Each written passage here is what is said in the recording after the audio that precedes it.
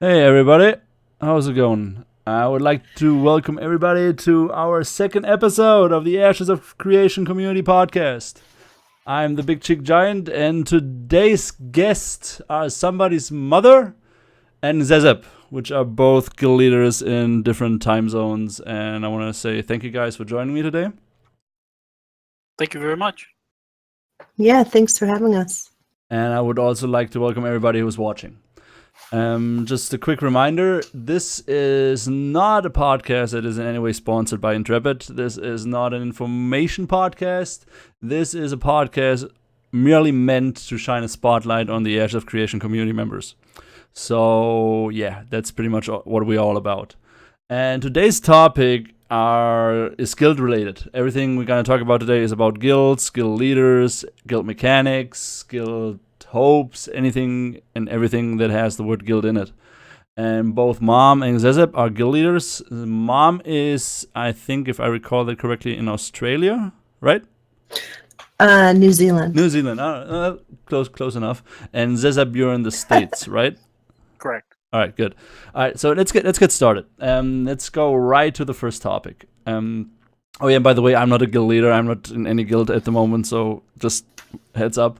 Let's talk about guilds, and you're both are guild leaders, and I used to run guilds. Guild management tools. I know in the past there have been a couple games where you had your basic interface when it came to guilds, and your basic, you can invite people, you can throw people out, you can maybe put a tax on your guild, you can change the options for the guild bank. If you guys would go into Ashes, and I've been talking to both of you, and I know that both of you are really, really well-educated guild leaders and have a lot of experience. What kind of guild management tools do you guys hope to have in Ashes? Because we know that according to Steven, the guild management tools we're gonna have in Ashes are gonna be really complex. But like, what's like your ideal tool that you would like to have? What about you, Zezep? Why don't you start us off? Personally, I've always appreciated internal messaging and that sort of thing. The ability to communicate with your members internally and broadly is very important. Not just daily messages, but an internal system, an internal mail system would be fantastic. Um, I honestly think that the guild that communicates together stays together, and if not all tools are available to everyone in terms of software, so outside of the game, so an internal system is very necessary. Okay, so I know your guild, Zezep. It's called what's it called? The First World's Bank. First World's Bank. And it's from what I recall, and I might be mistaken, but you're going towards like a financial aspect of the game. Is that correct? That's correct. That's correct. So when I say having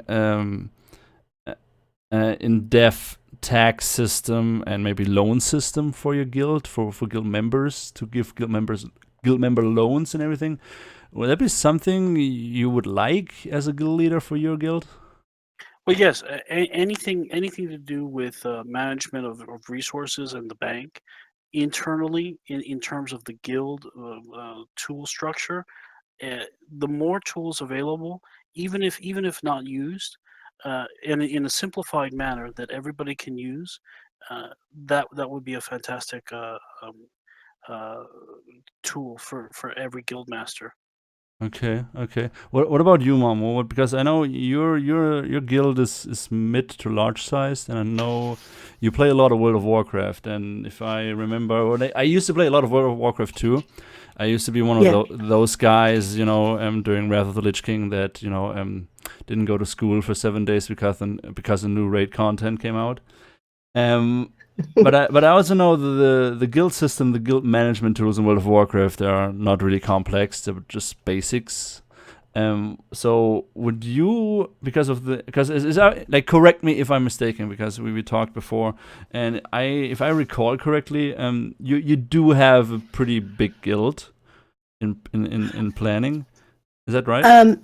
In planning, yes, but we're just starting to take applications currently.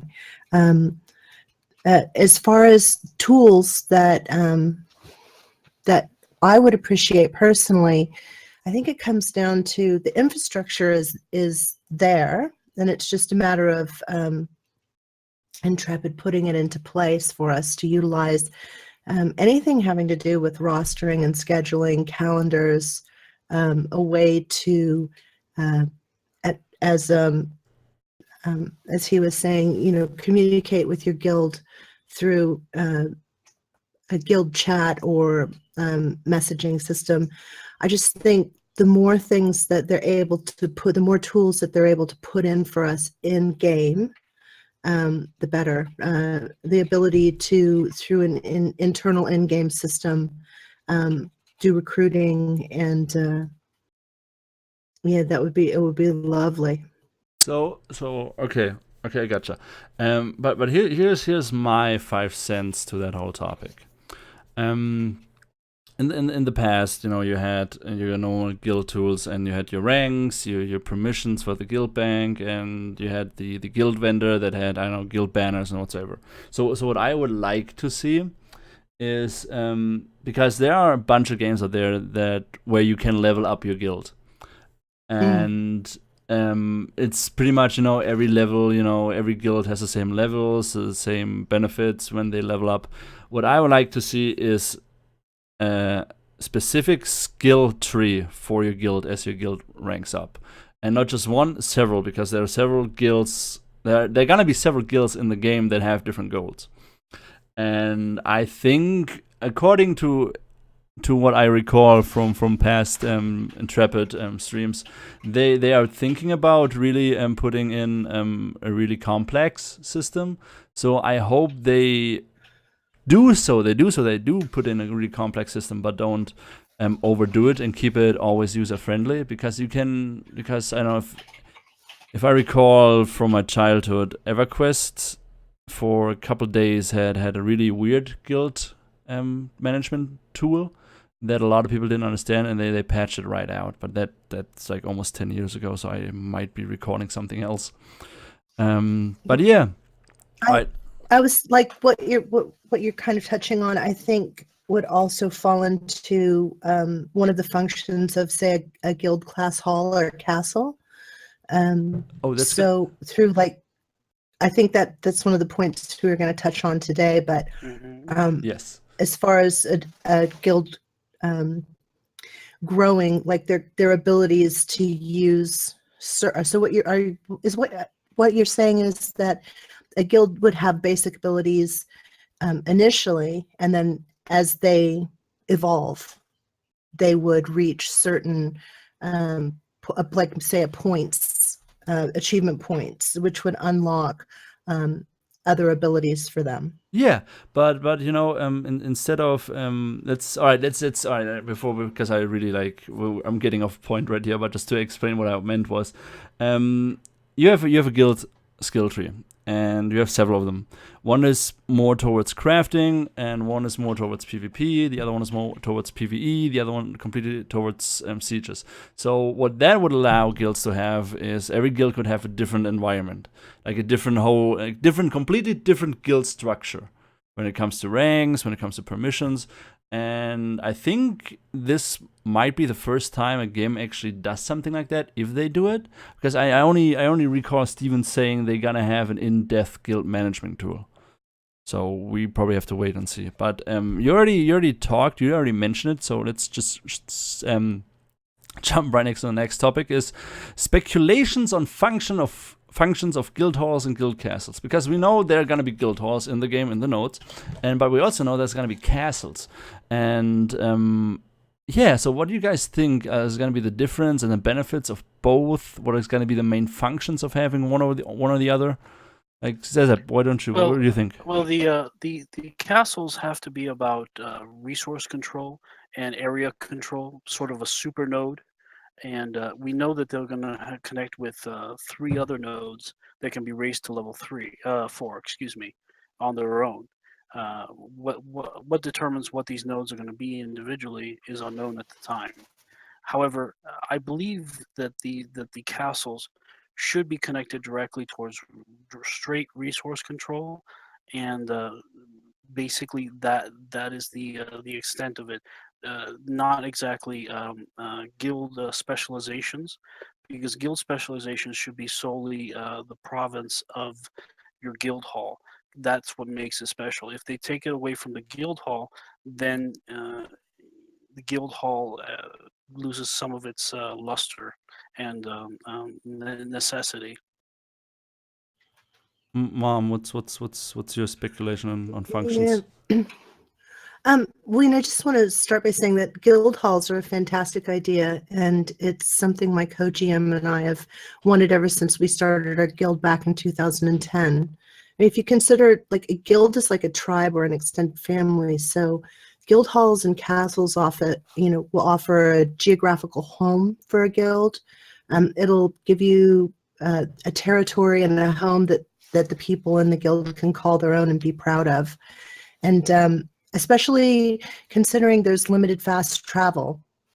So everything in Ashes is going to be tied to the geography, and having a guild base of operations in a good location will be key to many activities. If your guild is artesian focused, I'd say you'd be better off being near an economic node, so you can utilize their trading networks.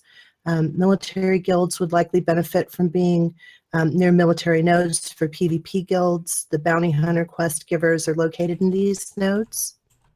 One of the most interesting parts of guild halls is that they unlock shareholder systems. So citizens can invest in guilds similar to a stock exchange, which I think is something that is highly interesting, and there's not a lot of details that are released about the systems yet, but it seems that the value of guilds with guild halls will increase or decrease based on the performance of that guild. So it's kind of going back to what you were saying is, you kind of have a tree that you unlock as you achieve certain things or grow to a certain size, or whether it's combat based or there's some other measure of success. I'm excited to see how it's going to work out. Okay. Well, here's the thing about guild halls, because I'm known because I do some streaming on the side, and when I stream, I mostly talk about multiplayer games whatsoever. And one of the things that I'm always talking about is that I get bored of games if I have to play them by myself, and that's why I always played MMORPGs, because of the whole multiplayer aspect, the guild aspect, and whatsoever. But I'm thinking back right now to all the games I played, and the games that did have guild halls. And I never felt like, hey, I have to go to the guild hall. I need to be at the guild hall. The guild hall is my place to be, because I mostly was standing in the auction house or at the bank, because that's where the people go to do their daily stuff. So what I would like to see, or what my speculation is on the functions of guild halls for foremost, before I go to castles, is that they will generate questing and activity and event hub for the guild, because Steven is a big fan of the whole guild. The guild is a team, is a family, and they work together. So I would say, and I would speculate, that they will implement some sort of I wouldn't say questing, I would more say like an event. Yeah, let's call it an event hub with different options. For example, there's going to be a quest or an event your guild has to do to activate certain benefits to your guild hall. For example, if you kill one world boss, or you clear one dungeon, or you get that many kills of that sort of monster or whatever, you're gonna have an auction house within your guild hall. And I think they're gonna put in, that's my okay, to sum it up, because I like to go off topic way more than I would admit. I would say they will put in, my speculation is that they will put in some sort of system to make your guild hall like the place where you start your day and where you end it. That's probably it's not gonna be like your own like apartment. It's gonna be your yeah, your home. It's gonna be like where you go to meet your buddies. It's like if you go to school and you meet your friends, and it's gonna be more important for players to go to the guild hall than I think it will be in other games. And oh, sorry, go ahead. Well, one of the things I think will be different in this game is that you might be able to pick up a long-term buff that is completely unique and upgradable. That might be the upgradable part of the guild hall inside the guild hall that you have to continuously renew. Of that, that's my speculation. Is that it's not an instant thing that you get kind of continuously wherever you are throughout the world. You actually have to go and renew it in the guild hall. okay, that would actually go pretty well in hand with what I just said earlier about the whole skill tree for guilds. That would work. That would be awesome. But Mom, you wanted to say something. What was it? Oh yeah, I was just thinking. I mean, there's the ability to have your own home, and then potentially your guild could control one of the castles, and then you would have the guild hall. So I think the guild hall would be, it would be somewhere that you would spend a lot of your time. I think that the idea of starting and ending your day in it is a valid one and possible for certain people. Like, not everybody will have potentially not everybody will have their own little house or home or plot of land that they're farming. So I think it's imperative in the game to, because it is an MMO, that we're not in any way that there's never a point when people are isolated. In other games, wow, in previous expansions, supposed to be a massively multiplayer game, and all of a sudden you find yourself in your garrison, and there's nobody there but you. So it's just, I think it's going to be great to have that feeling again, of being together, of working together towards something, and to having a place where you can gather. It'll be really a wonderful aspect of the game that you can log on at any time, and you can go to your guild hall, and there's going to be people there, and you can interact with them and make plans to go out into the world and start your adventures. So okay, let me because both of you are excellent community members, and I talked to you both in the past, and you both are awesome, and you both are guild leaders, like I mentioned. So let me ask you this quick question. The check is in the mail, Giant. Yeah, all right. All right, thanks, man. I appreciate it. No, because in my opinion, to run a good guild, you need to promote the feeling of companionship and team spirit within your guild. What would you like to have within your guild hall or castle to boost that feeling within your guild? To be like, hey guys, that's us.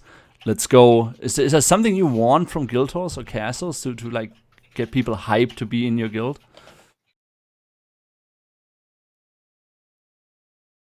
Like, I don't know, maybe mascot or something. Like, I don't know, like you guys can just go nuts with ideas right now. Like, I'm open to anything. Well, I mean, oh, go ahead. No, you go first.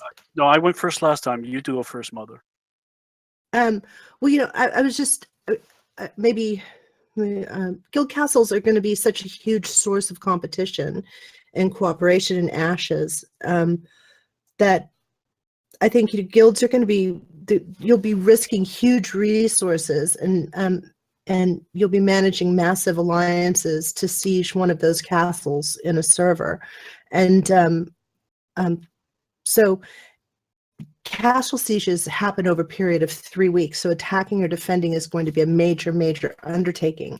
And I think that in itself is going to be a huge motivator for guilds. It's just trying to defend and or overtake it. I think guild wars are going to be a common occurrence, and guilds are going to be honing their combat skills in preparation for these sieges. I'm not sure if that answers your question, but it's just kind of what's coming into my head. What about you? What about you, Zezep? Well, the mechanics can't provide what humans can provide in terms of the human interaction, and I think it's up to experienced GMs to teach younger GMs. It's kind of an expected duty, uh, how to engage their members, how to keep them busy, how to engage them in their guilds, how to make them feel a part of things, a part of a community. These type of things are not ethereal.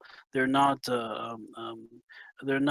inconsequential, but they can't be mechanical either. They are things that are flesh and blood, and somebody has to actually manage them.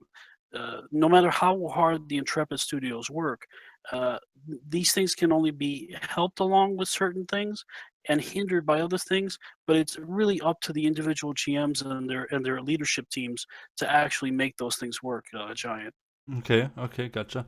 Okay, that brings me now actually to my third topic, because you just like talked about how older GMs need to teach younger GMs, and this question I actually just copy pasted like 5 minutes before the podcast started, because this question comes from Truth Eternal, who was on the last podcast, and he would like to know our speculations on how small, mid, and large guilds will contribute to the formal node governance.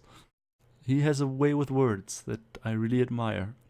So what he pretty much asks is, like, both of you are guild leaders, but he wants to know, or he would like to know our speculations on how, because we know there are guilds in the game, but we also know, and this is a fact, is that guilds will not be the most important thing in the game, because the most important thing in the game will be the node communities. And they're probably going to be guilds that are going to have their own node, but I'm pretty sure that the bigger node, the most active nodes, are going to have several different guilds and guild sizes within their community. For example, you're going to have 2 large guilds, 1 mid-sized guild, a couple small guilds. So what do you think because I think the large guilds are going to be pretty much in charge of, attack, defense, that sort of stuff.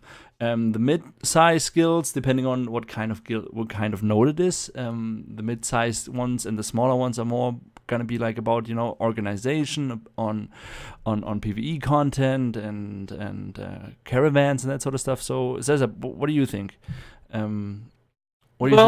Different. The thing is that different size guilds will actually have different statistical bonuses. Stephen has said that already, and it's up to those guild leaders to understand who is attracted to what, and what they should be good at. Smaller guilds, not little, but smaller guilds should really concentrate on certain areas and get their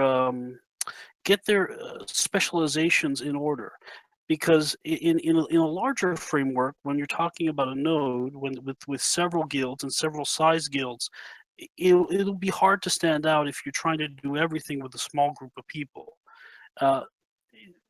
If you stand out doing 1 or 2 things very well, then you will stand out server wide. That particular strategy is honed by real-time experience. You can take real-world experience and bring it into the game in that respect. That's how you slay big time competitors in the business world.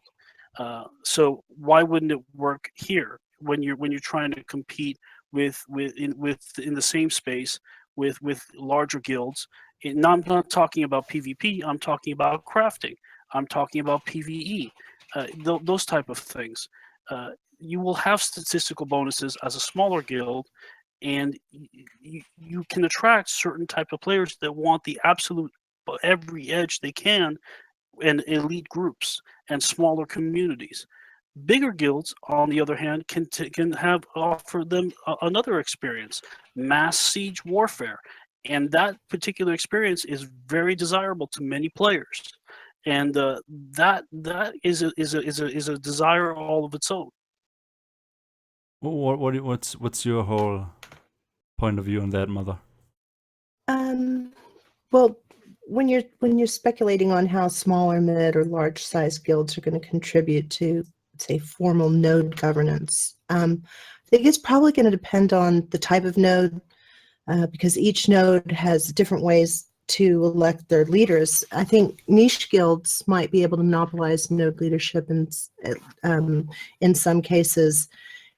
Say, for example, a crafting guild might be able to dominate an economic node because the leaders of this node type are chosen from those with the most purchases or trade. The same might apply to divine node leadership. So where a religious guild might focus on service quests, which is how the leadership in that node type is selected. Military guilds, they might also be able to influence military node leadership through their combat achievements. But I have a feeling there's going to be very, very stiff competition in this area because many guilds will have a strong focus on combat. There's also going to be scientific nodes. I really don't know much about it since these nodes hold elections. Then for any guild or alliance to dominate this type of node, it would have to be over half the size of the node's population. So I'm not sure how practical this would be. Okay. That brings me actually to our next topic, which I know it's kind of hard to think about it at the moment because it's still so far away. But I think that even no matter the size of the guild, that every guild with an active node, if they're an active guild and the community helps and the community works together, is that no matter how big the guild is, you're gonna have some impact of how the node is run. And but you have to wait and see because no server is gonna be the same. Not every node is gonna be the same.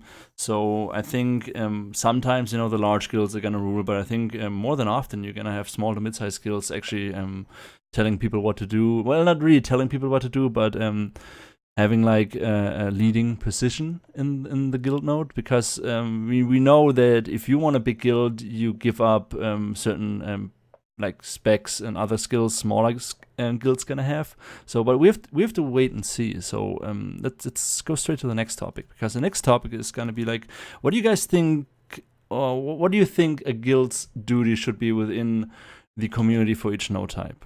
For example, I think let's talk about military node, because you just said most guilds are gonna be PvP focused. If you're part of a node with a node community that is a military node, I think no matter the size of your guild, if you're the top PvP guild in your military node, then your job should be training the other guilds and the other guild members from within your community. If you are in an economic node, you should provide information on how to make the most money and how to do the ideal crafting rotation and stuff like that.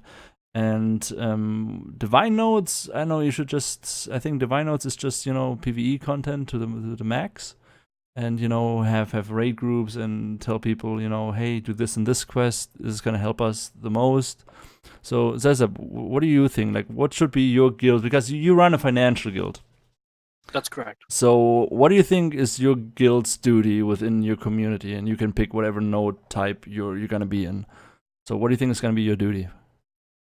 My duty is to guide the economic health of the node for my particular node type, which would probably be economic if I have the ability to select it within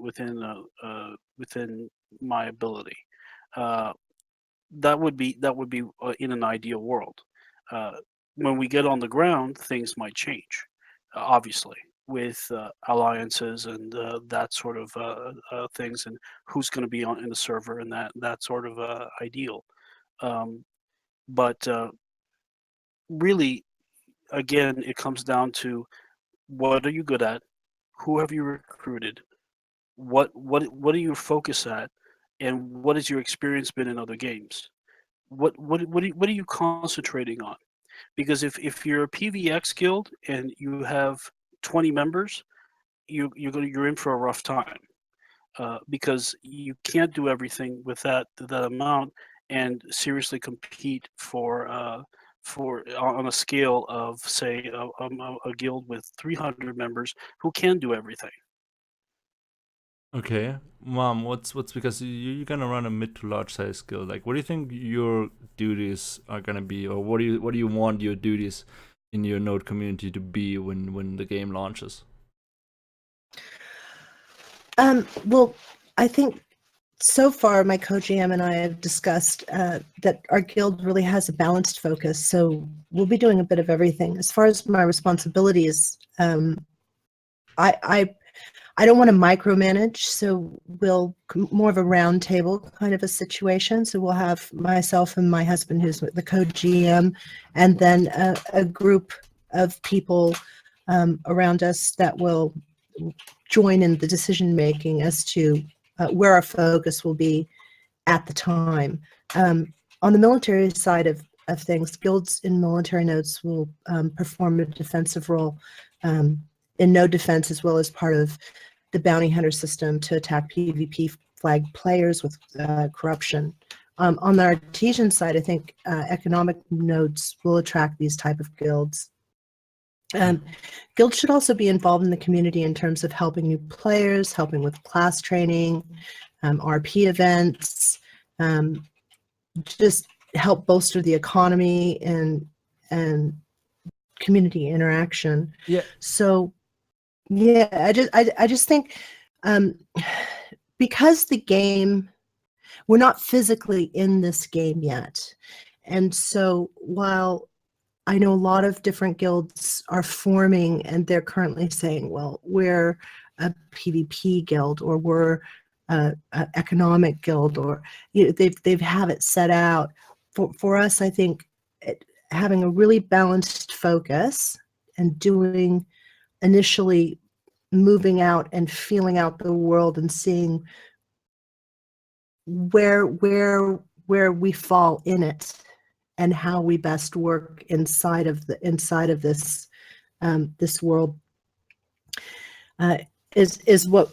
So I don't know if I'm communicating this properly. I just think that having a balanced focus, having a balanced focus initially going in without saying we are X, Y, and Z, and that's all we're going to do, is kind of where we're at.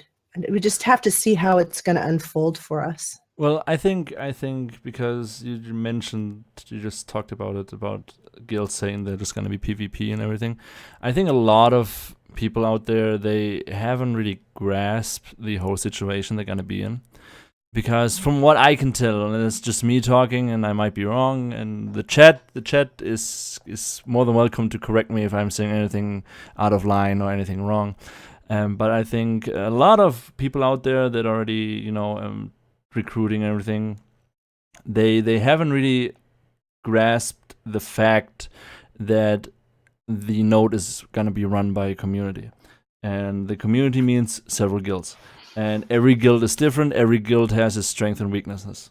No matter the size, no matter the activity, how strong you are, whatsoever. So if a guild, for example, has the best PvP players on the server, and they are together with some other big guilds, and they run a guild and whatever, and they do not do their part because they are the best PvP players. So they should understand that, hey, we're the best PvP players. We can teach these guys and make our node, our community even stronger. And that can go for any type of guild. That can go for a really strong PvE raid guild. That can go for a casual crafting guild or whatsoever. And I think people need to understand that no matter if you're a strong guild, a weak guild, there's something you can do so your community can benefit from your guild. And if you go into the game with a mindset like that, I think you're gonna be awesome.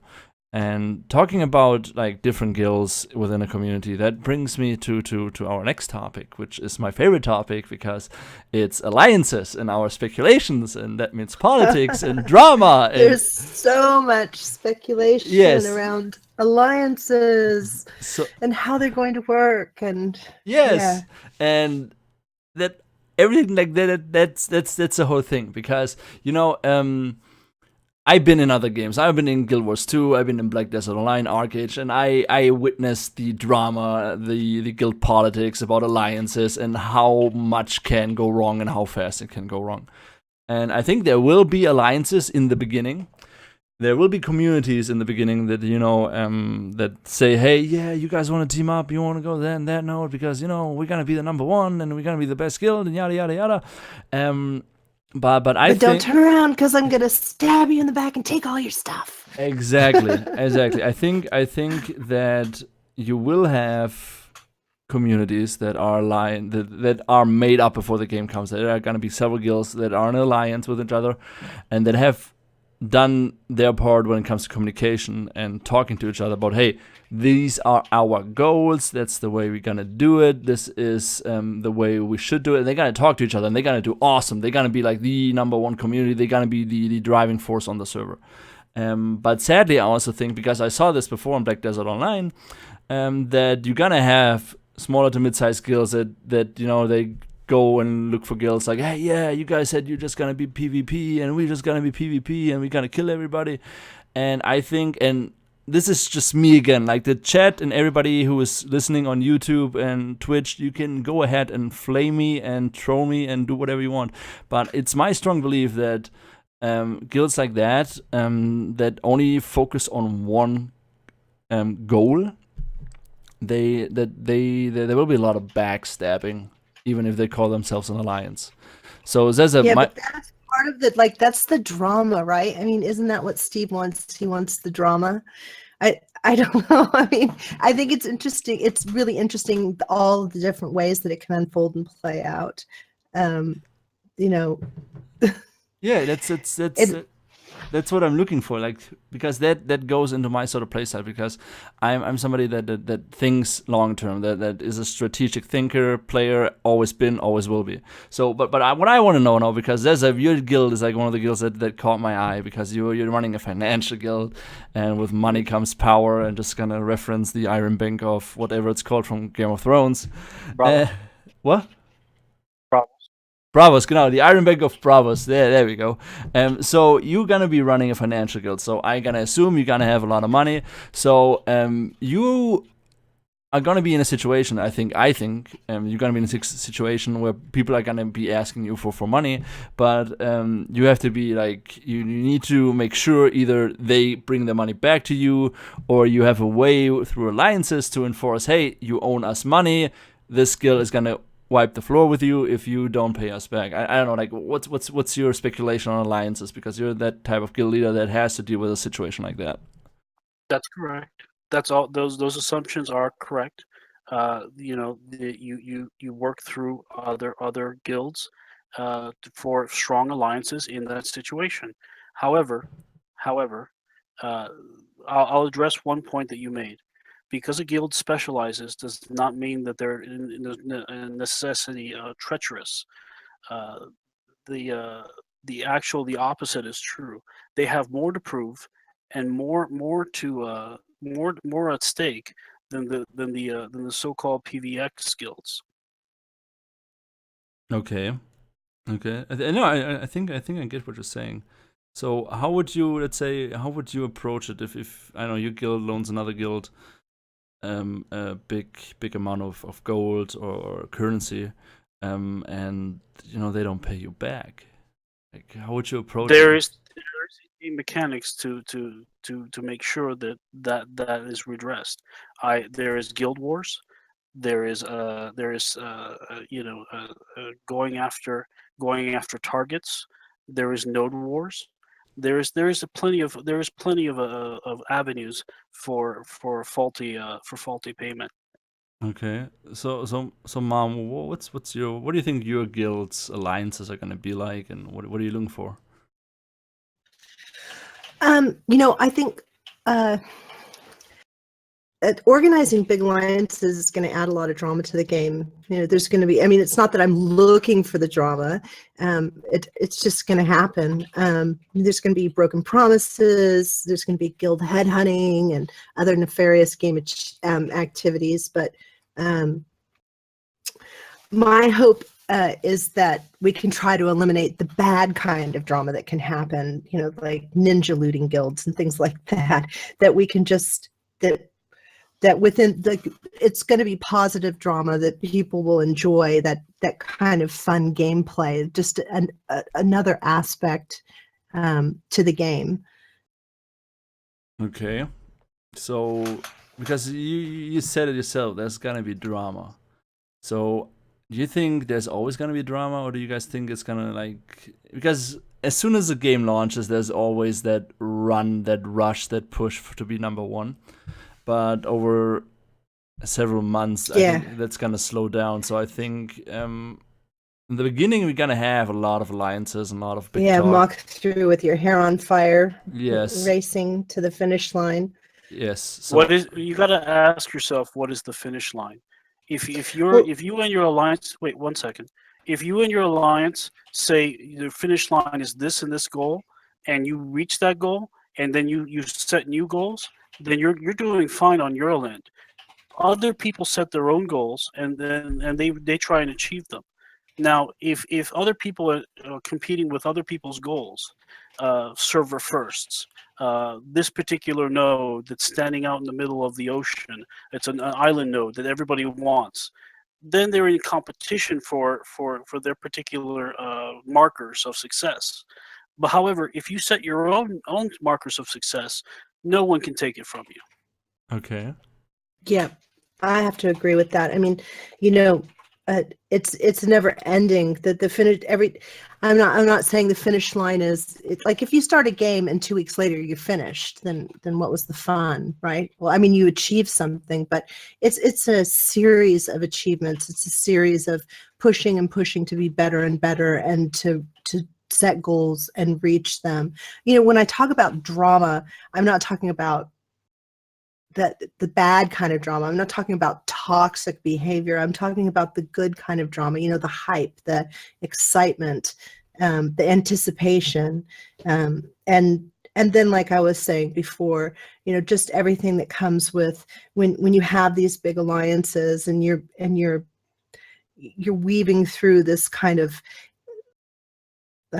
dance between each one, because each alliance, I mean, you have similar goals, and you're trying to achieve them together, but you never know what's going to happen. Okay. So okay, all right. Let's take this topic to the next level, because this is the stuff that I live for, and I already know. I don't know. Like, I'm speculating because, you know, nobody knows. But we know, at least if I recall correctly, Steven said that politics is going to be a big thing. So the next topic is guild politics between nodes, because there's going to be so many nodes, so many communities, and I feel like that politics compared to other games, maybe not all other games, but compared to other MMORPGs, that politics is going to be a big deal. Like something we haven't seen before. So what I would like to see is, for example, if you're in a zone and in that zone you have strong nodes and you have weaker nodes, that there is a somewhat hidden politics system within, you know, like, hey, we are not gonna go and siege you, because we do not have to siege you, because we are not able to compete with the metropolises and the other big nodes in the game, but you should pay us, because we are the lord of this zone, we are the king of this zone, so you should pay us so we don't attack you. So what do you guys think, what sort of politics are gonna pop up? Is it gonna be more tyranny? Is it be more, like, I don't know, democracy in the game? Or what would you like, guys? Because you both are guild leaders, so you both are in better position to answer the question than I am, because I would like to see everything happen. Like, I would see World War I in Ashes of Creation, the entire server is going at each other, and I would also see like a server where everything is peace and everybody gets along and the politics system is fine, everybody loves each other. So what would you guys like to see between guilds from different nodes? Do you want war non-stop? Because I know you have a financial guild, and, you know, if war happens, you know, you make the big bucks. I think, at least that's what my history teacher told me. So what would you guys like to see as guild leaders between, like, when it comes to guild politics between nodes? Who wants to go first? We're both pausing for each other after No, it's stepping okay. on each other so many Yeah, times. it's been kind of a unfortunate accident. I'll go first. So first of all, I'll answer your question. Peace is usually a more secure environment for trading and constant. However, when you have guild wars, you talk about the degradation of one node and the upgrade of another. So it's the concentration of wealth in one particular set of guilds or guild, and the uh, the the the lowering of wealth or in the surrounding areas, and the possibility that others will not be able to raise it to that level. So peace is probably the more sustained level of economy that the economic guilds would want. However, between guilds, what is the most interesting? Probably something of a Cold War, where things are building up, the sides are huge, and the minute it pops, everything goes. Everything goes. The largest nodes on the server will be degraded by level, month by month, because they will just be sieged out of existence by huge armies. That is actually the overall threat, kind of a mutual destruction kind of thing. And so things actually happen on a micro level, assassinations, secret politics, betrayals, defections. That is actually the more interesting scenario you could come up with. Okay. Double agents. Ooh, I would like to see that. I would see like that post World War II Cold War whole situation. That's like something I would really like. But I feel like the bigger your guild is, and this is going to you, Mom. The bigger the guild is, it's gonna be a lot more work, to keep up with everything that is happening within your guild and outside the guild, and any relation you have to other nodes. Because I know maybe one of your guild members, messes up somebody on another node, and then hell breaks loose. So what do you think for your guild the politics are gonna be? Are you gonna have a certain rule? Hey, don't do this and follow these politics, or what do you think? Yeah, I it's like questions like these are quite hard for me to answer. I think because the game, because it's still evolving, because we're not immersed yet. I think as far as the politics go, it'll depend where, going in, we're going to have a kind of a broad base, but even saying that, you're going to end up focusing. You're going to attract certain types of people who want to focus in certain areas. Sieges are going to require so many resources to pull it off. It's going to be really hard for a guild or even an alliance to hold continuous threat over a node. So guilds that are guild adjacent to nodes are also going to be really dependent on the prosperity of the nodes for economic trade, defenses. It's a huge deterrent to guilds who are playing a simplistic Godfather mafia type of a strategy or style. So politics are going to be incredibly complex and quite challenging to figure out, and ever changing. I mean, I think you're just gonna, like you were saying, that there's a Cold War, then there's active siege going on, then there's a time of peace going on. So how we'll play the political game within the game this early is kind of hard to tell. I think it's going to have to move with what is necessary at the time, depending on what is going on in the game. Yeah, so I agree on that. It's currently quite hard because no server is gonna be the same, and no server is gonna have the same player base, the same players. So there is probably thousands of different situations popping up each day.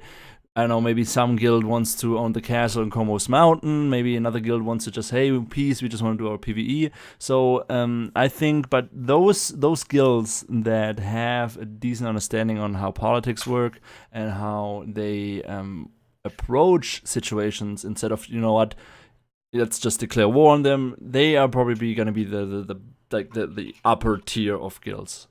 All right, so let's get actually to the last topic, and this is a topic that I don't really cannot say a lot about because I have not thought about it. Maybe you guys have, and this is also coming from one of the forums from Ashes and one of the other community members. It's guilds and their relations to the Thieves Guild, Scholar Academy, and Traders Company. So because we know these are social organizations and they have different benefits. So if you would have to recommend one of them towards your guild or your guild members, I know Zeza, you're probably gonna go for Traders Company, but what do you think other guilds with different goals, like your guilds, are gonna go for? Like, are they gonna even make their members choose, or are they going to just, you know what, just go whatever you want, and you know, if you get benefits that's good for the guild, that's fine. If not, you know, whatever. So what's your guys' thought on that? Mother, I took it last time. You go ahead. Listen to you. Well, Stephen's spoken about a viable path for these types of social guilds. I think it'll be great for the diversity of the game. It's also going to be challenging to pull off a system that caters for totally different guild personalities. Okay, so for example, like, I don't know, I know that when the game starts, I probably not gonna be, hey, I want to join a guild, I want to be this and that. I probably gonna be, running around exploring the world. And I think the Scholar Academy, because I don't know, it sounds like something I would like to be part of, because I would like to gather information, that sort of stuff. But that's just me. So Zeza, you're in a trader. You own a financial guild. So I would assume you're gonna go for the Traders Company, or am I mistaken in that regard? No, that's correct. That's correct. It's a rather boring assumption, but it's the truth. It probably will provide the most resource benefits, the less tax systems. So that's probably the pathway for me and most of the guild. But actually, some of my guild members might want a little more flexibility, so I'm not going to require it for as a standard. So some of them might choose the Thieves Guild if they're more inclined for that activity. So you know that is just up to them. But I will suggest that a strong economic aspect will probably choose the Traders Guild and what benefits that they can get from it. Okay, so yeah, like, we haven't really got that much information about the different social organizations. There might be more in the future, like, we don't know. With future expansions, there might be a shipping company, for example, people who like the Navy aspect of the game. And so yeah, like, it's hard to really like point out guilds and their relations towards these organizations, because we don't know as much as we would like to when it comes to, you know, like, benefits of being part of one of the organizations. But I think in the future, I think these organizations still are going to be a big part of the game, and we know that they're going to be one of the big pillars. And I think if you run, for example, you run a straight PvP guild, I don't think you're going to make most of your members, or you cannot make most of your members, but you're going to require, hey, you need to be part of a Thieves Guild because you're going to have these and these benefits from the organization, and we need that in PvP. So I think that would also go towards inside guild politics within your guild. So yeah, it's a difficult topic to really talk about, but I think it's interesting, and we should really all look forward to like learning more about the organizations. What do you it's really. Oh, sorry. I thought you. No, go ahead. I Go ahead. interrupted Go you. ahead. I was just, I'm not sure exactly how it's going to work at this stage, but shipping guilds would be great. I mean, the more diversity the better. It's always good for an MMO. And in this case, yeah, I just think that, like, okay, I keep going back to something in my head. I know we're running. Go ahead. But it's just when I think about my guild, our guild that we're forming, I keep seeing so many people saying we're going to be this or we're going to be that. And I just think that for us, the key is diversity. The key is being open, and being, I don't know. I don't know how to put it into words. It's just that I just think that I just want us to go into this with an open mind and see exactly all of the viable paths, and then move forward within those. And it may be that we branch out in more than one direction. I just don't want to end up being forced into only one lane. Gotcha. I mean, when you get on the motorway, there's 5 lanes in each direction. And so I don't want to spread ourselves too thin, but I also think that it's important to get in your lane and then also remember that if you need to, you can go to the left and go around a car and pull back into the fast lane. Okay, but what? And I'm throwing this your way because you're not the only one in chat. Somebody also said diversity is the key, and we know that PvP, PvE, crafting, those are all big things in the game. So, but what if you run a straight crafting guild and the traders company gives you bonuses for crafting, and you said we are just a plain crafting guild, there is no need for anything else except everything that has to do with crafting. So I think, like I said, a diverse guild in my opinion also is a good guild. A diverse guild that offers more than just one goal is a good guild. But I think you're also gonna have guilds in different aspects of the game, like crafting, like PvE, like PvP, that just follow one goal and they want to reach that goal. They want to be the #1 crafting guild, and they probably gonna make their members be like, hey, you need to be part of the traders company because you get those and those benefits, and you need that to be part of our guild. Of course. Excuse me. Yes. There's no such thing as make your members. You attract a certain type of members that actually want to be focused in a certain goal. I think that the confusion here is that a goal-oriented guild that knows its strengths is somehow lesser than a guild that doesn't, and that particular goal is somehow weakened because it doesn't know itself. That is completely false. A guild that is strong in one aspect knows itself and knows where it's going to apply itself. It doesn't have to be everything to everyone. Okay. So, but Yeah, I hope you're not misinterpreting me as that's not. I wasn't trying to at any point imply that was the case. I was just trying to say that at this point we don't know exactly what lane we'll be in as far as our full strength, and I just can't, like, for me and the way I function, I just can't wrap my head around saying I'm only going to be a crafting guild or I'm only going to be a PvP guild. I'm just saying that no, personally for the I'm not trying to offend you. I hope that I haven't offended you in any way. I'm not offended. It's just that, but I'm not speaking for me alone. I want you to know that. Yeah, well, I just think for us personally, diversity is going to be key in this game. All right.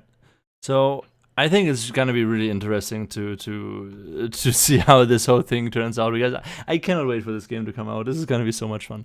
But we're done. Like that was our last topic. So I would like to let the chat have a chance to ask any questions to these 2 great community members.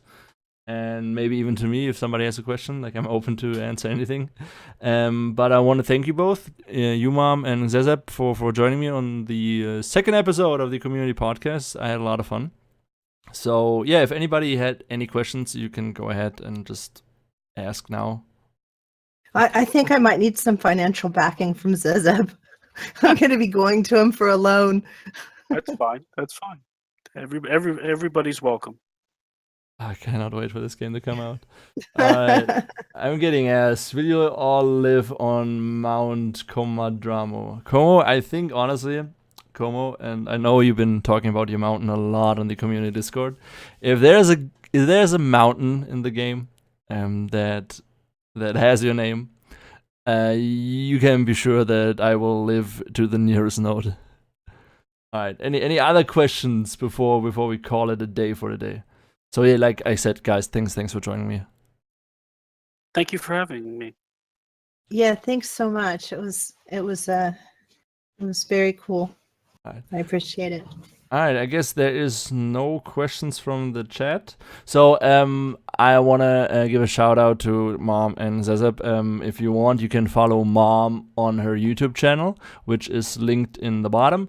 And if you want, you can also check out Zezeb's guild page, which is awesome. And I like the idea of his guild. And I've been talking about mountains. Como's just talking about his mountains again. And I want to... I just got off track. I gotta go see this mountain. That's like the first thing I'm gonna do the very first day. Yeah. I'm gonna go. Yeah.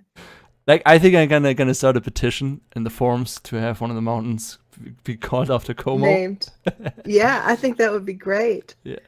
All right, guys. Thanks everybody for watching. Thanks for tuning in. We're gonna be back in 2 weeks. We're gonna do this podcast every 2 weeks and always have new members on. Maybe some more famous members, maybe just original PvP members, PvE members. I don't know. Whoever wants to be on the podcast can be on the podcast. And I see you all in 2 weeks. And to you too, thanks again for joining me. Thanks again. Thank Bye. you.